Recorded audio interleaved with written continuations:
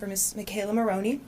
And in December, I had the opportunity to spend some time with her mom, Erin Maroney, and to meet McKayla.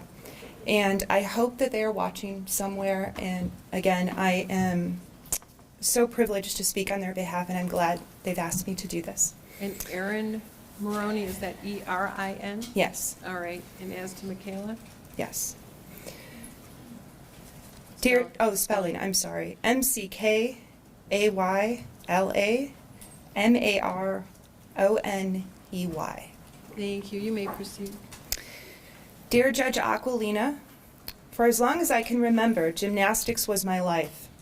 As a child, my mom said, I need to put this child in gymnastics to tire her out. You could say I was in gymnastics since the age of 18 months. I've always felt comfortable in the gym, sort of my home away from home. I was 7 years old for my first competition. I remember getting ready for the meet.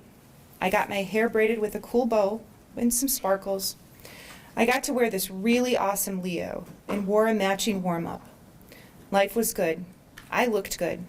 And I was pretty certain that one day I'd be heading off to the Olympics. The Olympics is something that brings people hope and joy. It inspires people to fight for their dreams because anything is possible with hard work and dedication. I remember watching the 2004 Olympics.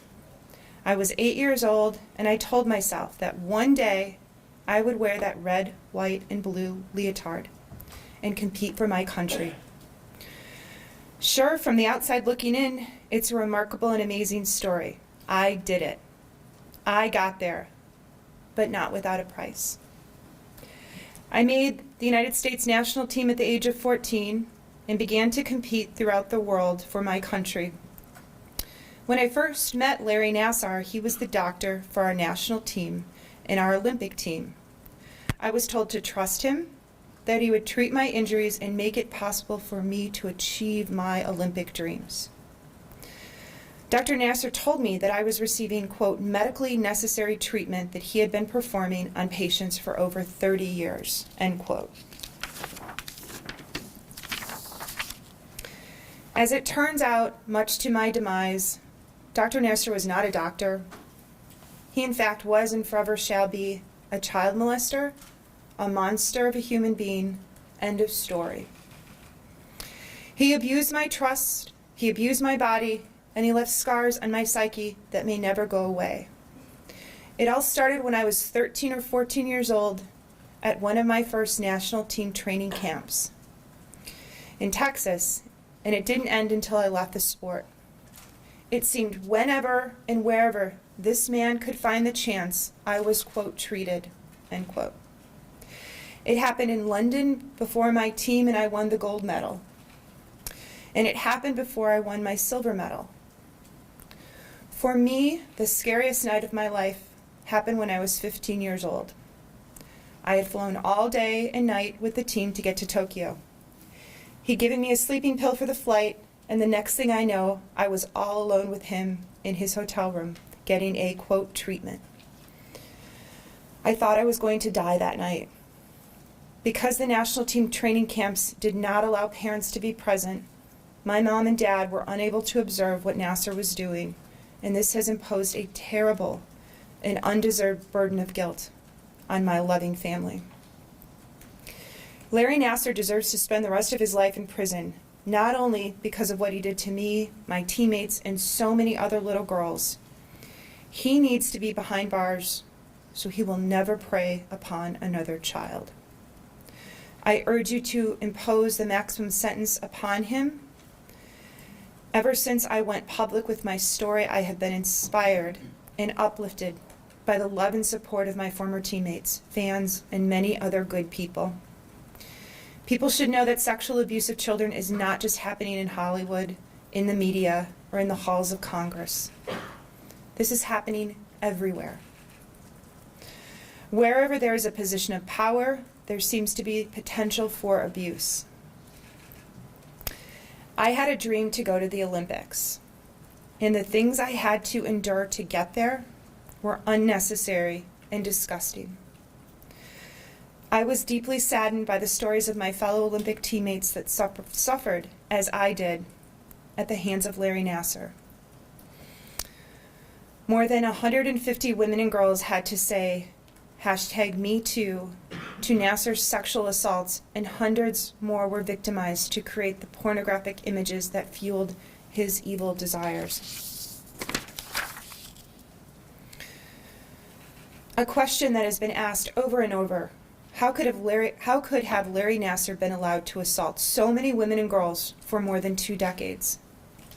The answer to that question lies in the failure of not one, but 3 major institutions to stop him: Michigan State University, the United States Gymnastics Association, and the United States Olympic Committee. When my story became public, the U.S. Olympic Committee said, quote, "Each doctor working with our athletes undergoes background checks, including an evaluation of medical licensure actions." Unfortunately, this predator was not identified by any organization during the time in question, unquote. Reports to the nation's leading newspapers and media outlets document credible claims that Michigan State University trainers and coaches received complaints about Nassar going back to the late 1990s. These complaints were ignored. Nassar was not even licensed to practice medicine in Texas, yet he, quote, treated, unquote, and abused girls at the Caroli Ranch Olympic Training Center in Huntsville, Texas, for more than 15 years. In 2014, Nassar was the subject of a Michigan State University investigation based on additional complaints of sexual misconduct. This botched investigation concluded that Nassar's actions, which he has now admitted were sexual assaults, were legitimate medical treatments. He was allowed to go back to work at Michigan State University and continue molesting girls. USA Gymnastics and the U.S. Olympic Committee were never informed of this investigation. When other Olympic and national team athletes complained to USA Gymnastics about Larry Nassar in 2015, he was allowed to retire as the Olympic team doctor, and Michigan State was never informed of the complaints made against him. He returned to Michigan State University and allegedly continued to molest young girls until he was finally arrested nearly a year later. A simple fact is this: if Michigan State University, USA Gymnastics, and the U.S. Olympic Committee had paid attention to any of the red flags in Larry Nassar's behavior, I never would have met him. I never would have been treated by him. I never would have been abused by him. It is my hope that federal and state law enforcement agencies will not close the book on the Nassar scandal after he receives his just punishment. It is time to hold the leadership of Michigan State University, United States Gymnastics, and the United States Olympic Committee accountable for allowing and in some cases enabling his crimes. Our silence has given the wrong people power for too long, and it is time to take our power back. Thank you. Signed, McKayla Maroney. Thank you, and thank you, McKayla. I think you've just taken your power back along with your sister survivors. Your voice for change and accountability is being heard. And also, I'm hopeful that her words have not fallen on deaf ears with the Olympic Committee. She brings home medals to the United States. They need to listen to her. She was abused. And I'm hoping that what they do, because their statement falls short, I think that's why she included it. She's not here, so I can't ask her, but her statement really says, to me anyway, that the Olympic Committee should have included that we will change our procedures, look deeper, and include allowing parents. I was not aware that parents were not allowed to be there. I'm not sure why that is. I don't know how that helps the Olympics, and clearly it has now hurt them.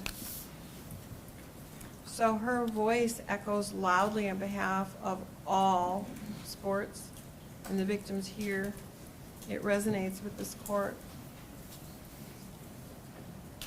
And yet I've heard another crime.